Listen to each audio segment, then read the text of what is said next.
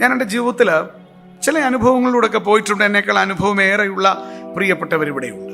ഞാൻ ഇപ്പോഴും ഓർക്കുന്നുണ്ട്. ഞാൻ അങ്കമാലി വന്ന ശേഷം, നെടുമ്പാശ്ശേരിയിൽ വന്ന ശേഷം മധുരയിൽ ഞാൻ ശുശ്രൂഷയ്ക്കായിട്ട് പോവുകയാണ്. മധുരയിൽ ചെറിയാൻ സാറിൻ്റെ സ്ഥലം, അവിടെ ശുശ്രൂഷയ്ക്കായിട്ട് പോകുമ്പോൾ അന്ന് ഞാൻ പോകുന്ന ട്രെയിന്, ഞാൻ സാധാരണ കോയമ്പത്തൂരായിരുന്നപ്പോൾ എൻ്റെ മനസ്സിൽ അങ്ങനെ ഒരു ചിന്തയായിരുന്നത് ഇത് കോയമ്പത്തൂർ വഴി പോകുന്നതാണെന്നും. അപ്പോൾ രാത്രിയിലാണ് ആ യാത്ര.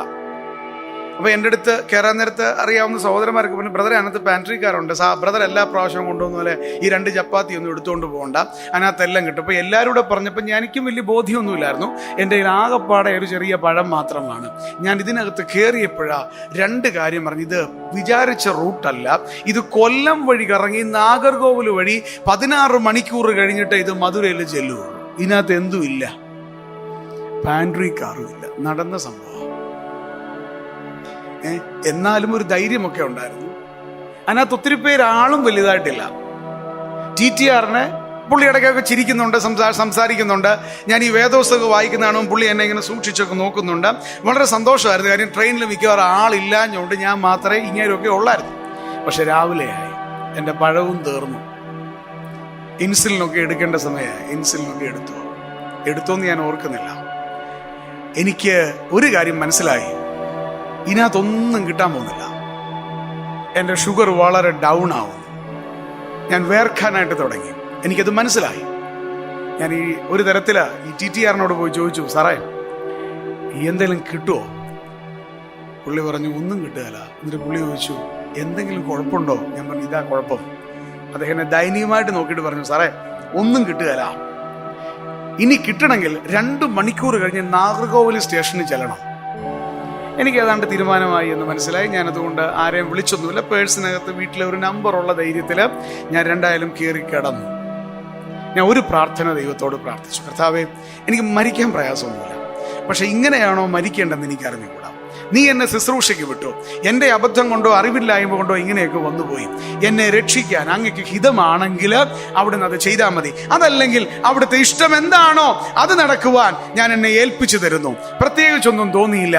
എനിക്കൊന്നും മനസ്സിലായി. താഴേക്ക് കാര്യങ്ങൾ പോവുകയാണ്. TTRന് അത്രയ്ക്കൊന്നും മനസ്സിലാകാത്തോണ്ടായിരിക്കാം അദ്ദേഹത്തിനൊന്നും വലുതായിട്ട് പിടുത്തം കിട്ടുന്നില്ല.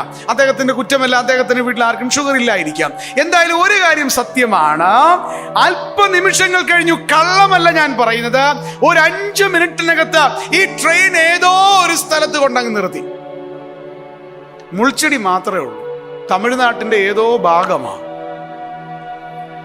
ഒരു ശബ്ദം എനിക്ക് കേൾക്കാം, ചൂടിഡലി വട വേണമാ. എന്നതാ?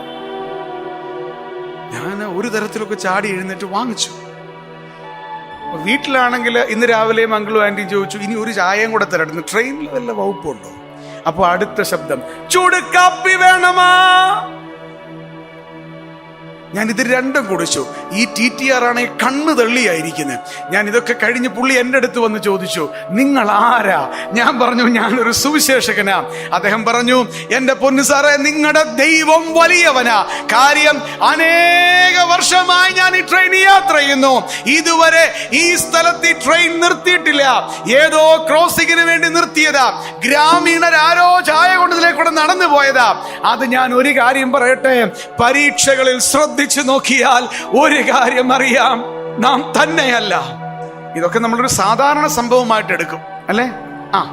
അപ്പൊ ഒരാൾ വന്നു, ഒരു ചായ തന്നു, 2 വട തന്നു, ഇഡലി തന്നു. ഇത് സാധാരണയല്ല കേട്ടോ. ദൈവം നമ്മളെ ശ്രദ്ധിക്കുമ്പോൾ, ദൈവം നമ്മളെ വിടുമ്പോൾ, നാം ഏകരാക്കപ്പെടുമ്പോൾ കണ്ണു തുറന്നു നോക്ക, അവിടെ സ്വർഗം മുഴുവൻ നമ്മുടെ പിന്നിൽ അണിനിരക്കുന്നുണ്ട്.